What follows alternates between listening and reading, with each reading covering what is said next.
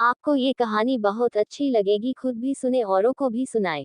कहानी संस्कारी बहू। बहू ने अपनी सास से कहा, अन्न आपका, बर्तन आपके, सब चीजें आपकी हैं। मैंने जरा सी मेहनत करके सब में भगवत भाव रखकर रसोई बनाकर खिलाने की थोड़ी सी सेवा कर ली, तो मुझे पुण्य मिलेगा कि नहीं?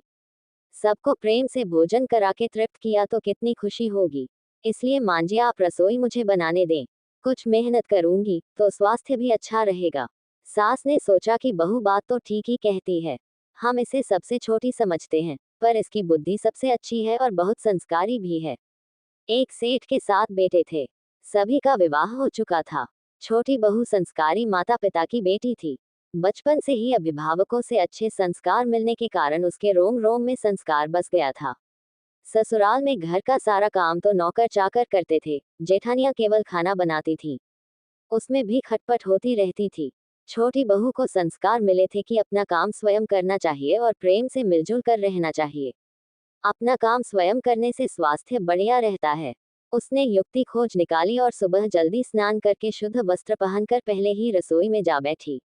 जेठानियों ने टोका, लेकिन उसने प्रेम से रसोई बनाए और सबको प्रेम से भोजन कराया। सभी ने बड़े प्रेम से भोजन किया और प्रसन्न हुए। इसके बाद सास छोटी बहू के पास जाकर बोली, बहू तू सबसे छोटी है, तू रसोई क्यों बनाती है? तेरी 6 जेठानियां हैं, वे खाना बनाएंगी। बहू बोली, मान जी कोई भूखा अतिथि घर आता है तो उसको आप भोजन क्यों कराती हैं? बहू शास्त्रों में लिखा है कि अतिथि भगवान का रूप होता है। भोजन पाकर वह तृप्त होता है, तो भोजन कराने वाले को बड़ा पुण्य मिलता है। मान जी, अतिथि को भोजन कराने से पुण्य होता है, तो क्या घर वालों को भोजन कराने से पाप होता है? अतिथि भगवान का रूप है, तो घर के सभी लोग भी तो भगवान का रूप हैं, क्योंकि भगवान का निवास तो सभी में है। अन्न आपका, बर्तन आपके, सब चीजें आपकी हैं। मैंने जरा सी मेहनत करके सब में भगवत भाव रखकर रसोई बनाकर खिलाने की थोड़ी सी सेवा कर ली, तो मुझे पुण्य मिलेगा कि नहीं?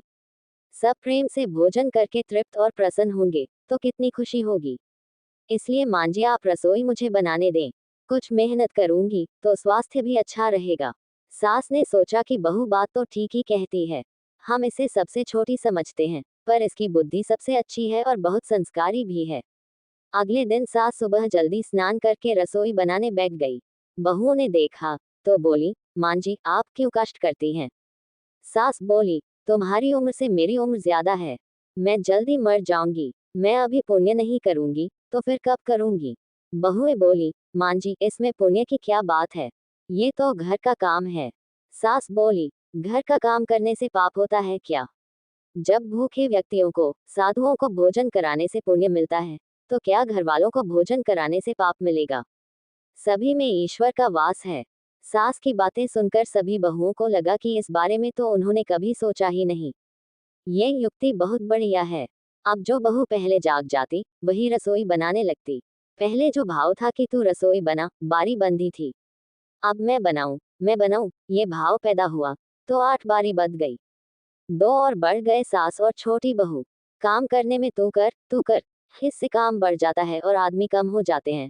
पर मैं करूं, इससे काम हल्का हो जाता है और आदमी बढ़ जाते हैं। छोटी बहू उत्साही थी। सोचा कि अब तो रोटी बनाने में चौथे दिन बारी आती है, फिर क्या किया जाए। घर में गेहूं पीसने की चक्की थी।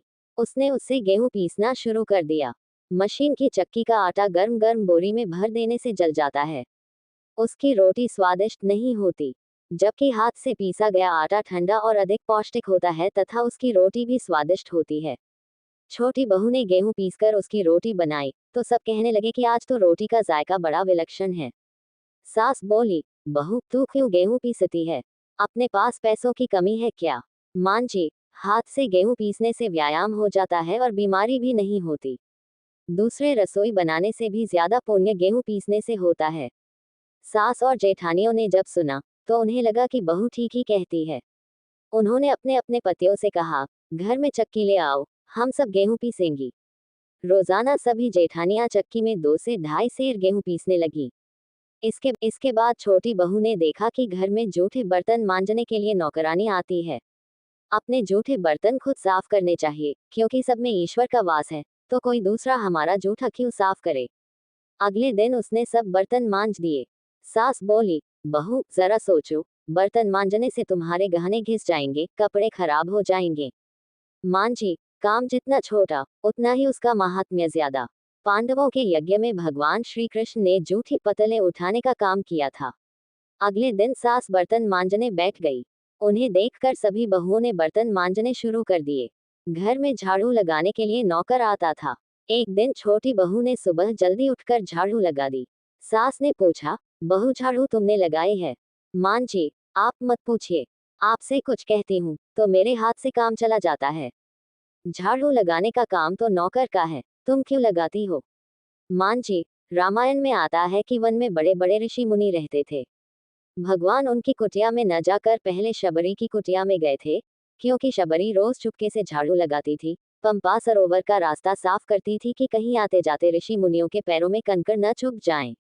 सास ने देखा कि छोटी बहू तो सबको लूट लेगी, क्योंकि यह सबका पुण्य अकेले ही ले लेती है। अब सास और सभी बहुओं ने मिलकर झाड़ू लगानी शुरू कर दी। जिस घर में आपस में प्रेम होता है, वहां लक्ष्मी का वास होता है, और जहां कलह होती है, वहां निर्धनता आती है। सेठ का तो धन दिनों दिन बढ़ने लगा। उसने घर की सब स्त्रियों के लिए गहने और कपड़े बनवा दिए। छोटी बहू ससुर से मिले गहने लेकर बड़ी जेठानी के पास जाकर बोली, आपके बच्चे हैं, उनका विवाह करोगी तो गहने बनवाने पड़ेंगे। मुझे तो अभी कोई बच्चा है नहीं, इसलिए इन गहनों को आप रख लीजिए। गहने जेठानी को देकर छोटी बहू ने कुछ पैसे और कपड़े नौकरों में बांट दिए। सास ने देखा तो बोली, बहू, ये तुम क्या करती हो? तेरे ससुर ने सबको गहने बनवा कर दिए हैं और तुमने उन्हें जेठानी को दे दिए। पैसे और कपड़े नौकरों में बांट दिए। मान जी, मैं अकेले इतना संग्रह करके क्या करूंगी? अपनी चीज किसी जरूरतमंद के काम आ जाए तो आत्मिक संतोष मिलता है, और दान करने का तो अमित पुण्य होता ही है। सास को बहू की बात दिल को छू गई। वह सेठ के पास जाकर बोली, मैं नौकरों में धोती साड़ी बांटूंगी और आसपास में जो गरीब परिवार रहते हैं, उनके बच्चों का फीस मैं स्वयं भरूंगी। अपने पास कितना धन है, अगर यह किसी के काम आ जाए तो अच्छा है।